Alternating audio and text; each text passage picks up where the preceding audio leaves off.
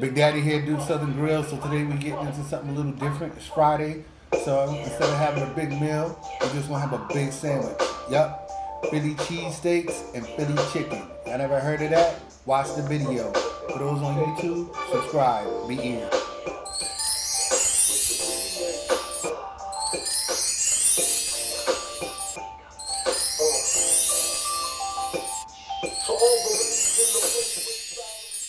What's good? Big Daddy here, Duke Southern Grill. So today we're doing a little something different. Instead of traditional meal, side dishes and all of that, we're a little bit of fun foods. You know what I'm saying? It's Friday, so Philly steaks. Now, for those out there who think they know what a Philly steak is, the majority I'm gonna just tell you, you probably don't. Because if you have not actually been to Philly, around Philly, and actually enjoy the Philly steak from Philly, then you don't really have a palate on what a Philly steak truly is. So, not to say that you don't know what good food tastes like, but there truly is a difference. You know what I'm saying? A lot of people out here claim to have the best. I love when I see that, the best Philly cheese steak around. You know what I'm saying? It's cool. Some shaved meat, some seasonings on it, throw it on a roll, and they want to call it a Philly cheesesteak, but it's truly not authentic. So, a little bit of history. Back in the days around the 30s, hot dog vendor named Pat decided that he wanted to cook up some, steak on the grill. He did that. Cab driver, leave it up to a cabbie, right? Smells it, asks for the sandwich, catches on, booms, he opens up, Pat's. Alright? Now, 30 or so years later, you got the competition. Geno's. They open up. Rumor is Gino was the first one to add cheese to it. Who knows? It's before my time. Just know that out there in Philly right now, those are top contenders. There are other great restaurants out there who make a Philly steak.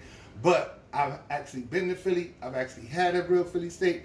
And trust and believe, I'm not saying that I can do what they do, but you know Big Daddy. Don't never doubt the skill. So today we're doing a Philly cheesesteak. But that's not on my main course tonight. We're actually doing something that I've coined a Philly chicken. So I'm gonna do the Philly cheesesteak just so y'all can see how it's done, and y'all can wish that y'all was eating on that. But then we gonna branch into the Philly chicken. All right, so y'all be easy. I'm gonna get started. Boom. All right, so we're back. What makes a good Philly cheesesteak? Here's some of the components that you're gonna need. Good oil. Be selective. What's the best meat to use? Rib eye.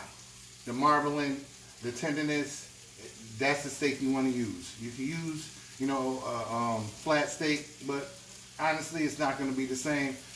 Some shaved rib eye is where it's at. Onions, thinly sliced, as I have in my pan right here. Lettuce, tomato, and a nice crunchy roll. That's it. Those are your basic components. Now on Big Daddy's, I have my spicy mayo.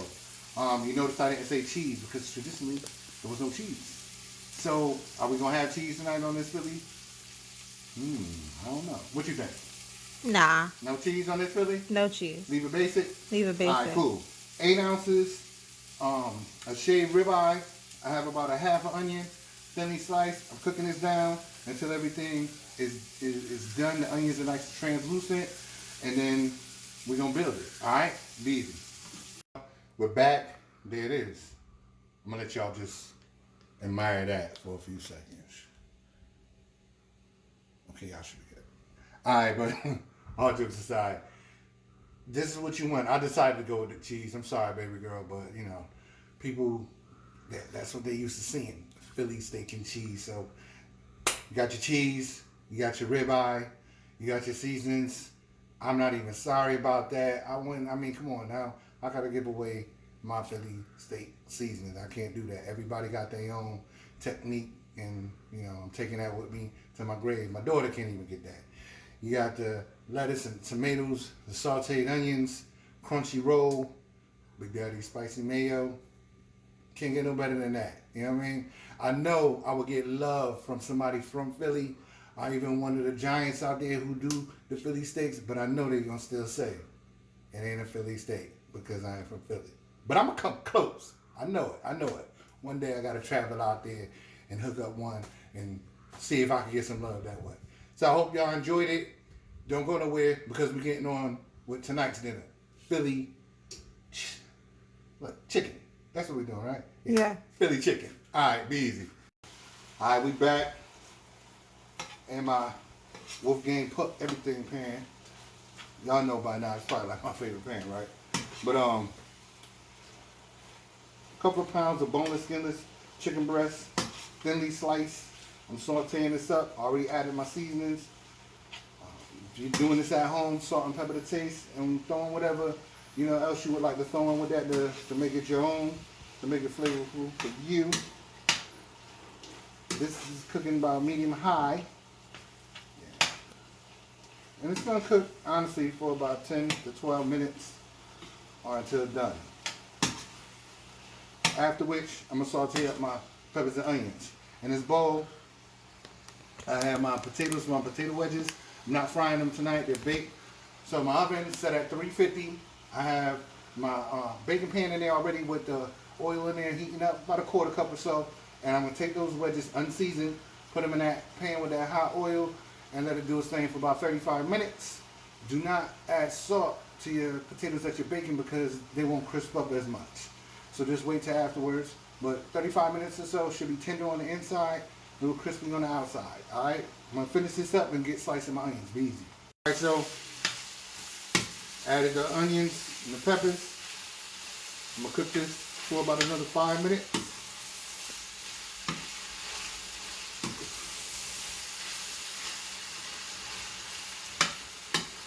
Making sure, give everything a stir.